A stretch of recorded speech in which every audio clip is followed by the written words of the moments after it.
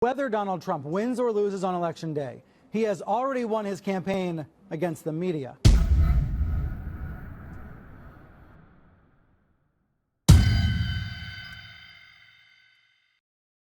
With record low levels of trust in the news media, partly thanks to Trump, I'm left wondering, is this an aberration? Terrible, horrible, unbelievable, illegitimate, disgusting, scum. Or is that the new normal? Will other candidates copy Trump's shoot the messenger strategy?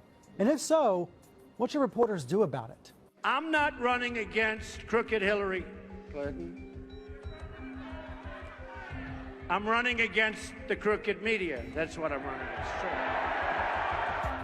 That's what matters. Writers, editors, producers, executives, all of us have to wrestle with what Trump did and how he did it. He used the news media while at the same time running a vicious anti-media crusade. This was his two-sided strategy from day one. You gotta trust your instincts. You can't believe the press. You can't believe the press. His rage against the media machine went on for 16 months. I have a very big group of support. And I think one of the reasons is that, let me tell you, the people don't trust you and the people don't trust the media. Now, Trump was right about that. He was tapping into resentment that was already there. Take a look at the Gallup data. Trust in media levels were already pitifully low. And Trump helped us see it, helped us hear it. Honestly, in some ways, this was a good thing.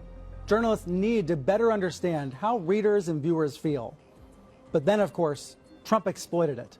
He encouraged more and more media distrust, and he outright lied to his fans. He peddled so much misinformation that journalists did take a more forceful approach than usual, debunking his falsehoods. Take a look at all the crime that's being committed. Go take a look at it. The research says the crime does not match what you're saying. The research, the Pew Research, which is independent, says. Don't be naive. You're a very naive person. Let's call this what it is: the most extreme anti-media talk we have ever heard from a modern presidential candidate. Do we all love the media? Do we love the media? No, there's great dishonesty, unbelievable dishonesty in the media. Unbelievable. Such bad reporting. They're so bad. They're so illegitimate. They are just terrible people. They're scum. They're horrible people. Look, Hillary Clinton is no friend of the media, but Donald Trump is different. Trump sought to strip the press of legitimacy, of credibility. He claimed the corporate media was part of a massive conspiracy against him, and he went after his targets individually. Blood coming out of her wherever. George Will is a disaster. The guy's a disaster. He's a sleaze, in my book. You're a sleaze. Lester's a Democrat. I mean, they're all Democrats. And there was this attack against New York Times reporter Serge Kovaleski, when Serge dared to point out that Trump was misrepresenting him. And now the poor guy, you got to see this guy. Oh, I don't know what I said. I don't remember. If that wasn't bad enough, there was this verbal attack that put NBC's Katie Tur in danger. So much so that the Secret Service had to give her an escort to her car. What a lie it was from NBC. She's back there. Little Katie. She's back there. What a lie it was. No. What a lie. Katie Tur. You see, the press pen, the area where the press was, gave Trump an opponent right there in the arena. He reveled in the anti-CNN chants. You know, they call it CNN, Clinton News Network.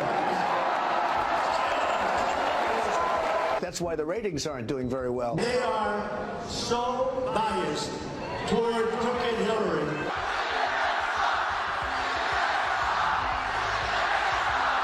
Now, from Trump's perspective, he was under attack from a biased press. It is called the greatest pile-on in the history of America.